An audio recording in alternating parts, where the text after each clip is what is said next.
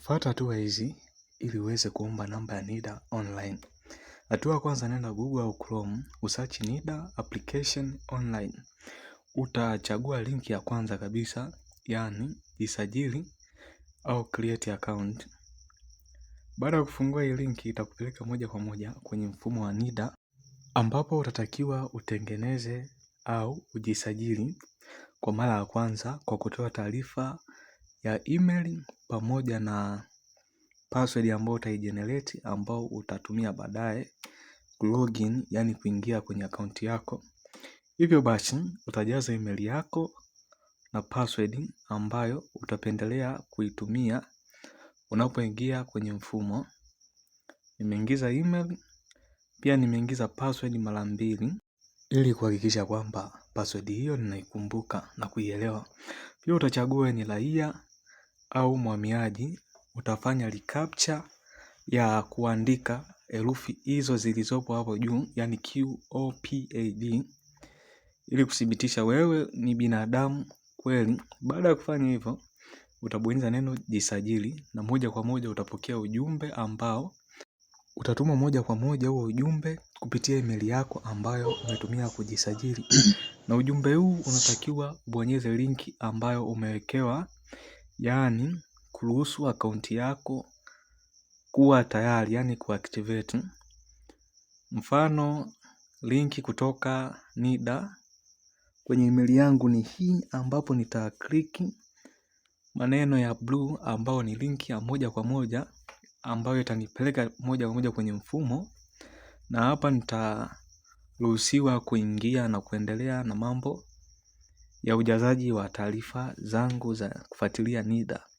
Nitajaza email na password, pia nitarecaptcha kwa kuandika herufi ambazo nimewekewa ili kudhibitisha mimi ni binadamu kweli na sio roboti. Kisha nitaingia kwenye mfumo.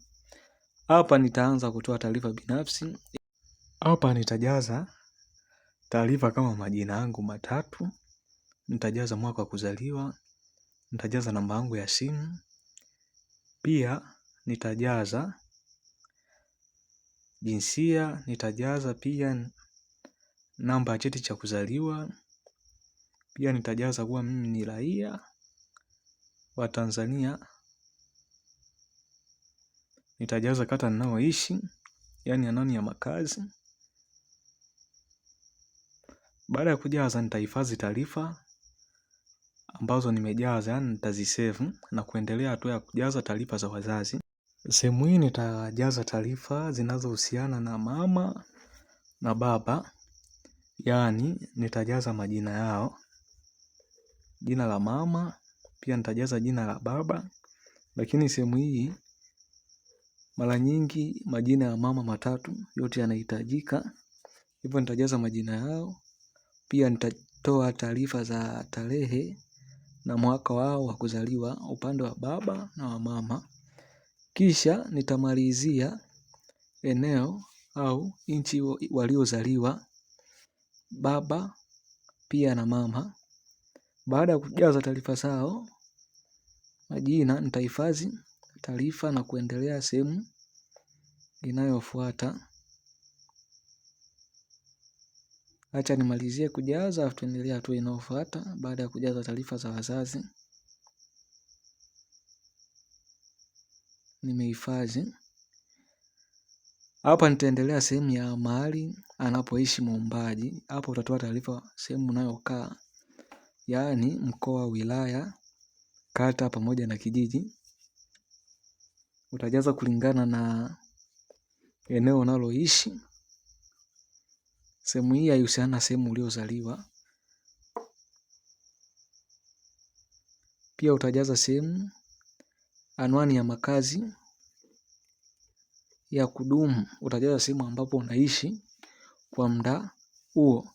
Utaendelea na sehemu inayofuata ambapo utaweka kumbukumbu binafsi ambapo inahusiana na nyaraka zako ambazo utakuwa nao. Hapa unaweza kuchagua nyaraka ambazo unazo.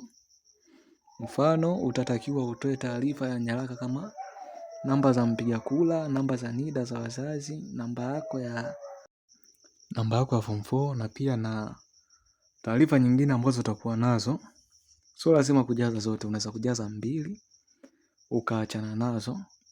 Mfano mimi hapa nimechagua kujaza namba ya NIDA. Nitajaza namba ya NIDA ambayo tunaona kwenye kitambulisho inaanzia na T, inafuatiwa na series ya namba za tarakimu. Nitaamua kujaza 1 kulingana na upatikanaji wa taarifa.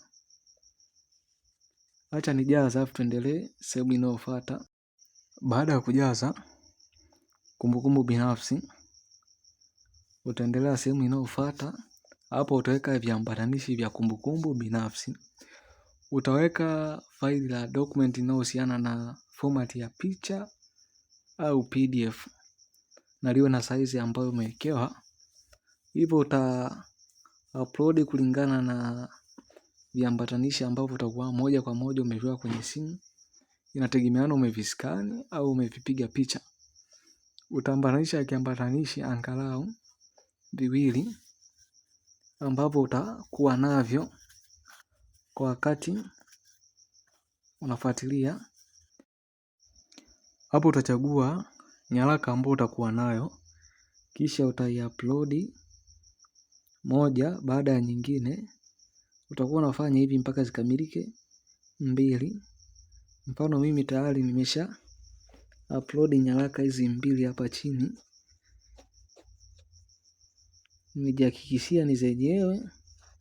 Baada ya kujihakikishia zenyewe, nitaendelea na sehemu inayofuata ambapo nitatakiwa nikague taarifa nilizotoa au nilizojaza ni sahihi. Na hii haifanyi mabadiliko yoyote baada ya kwenda kusajiliwa.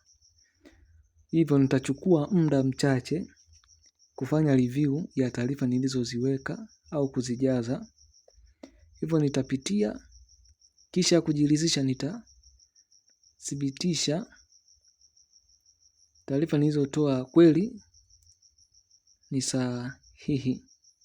Baada ya hapo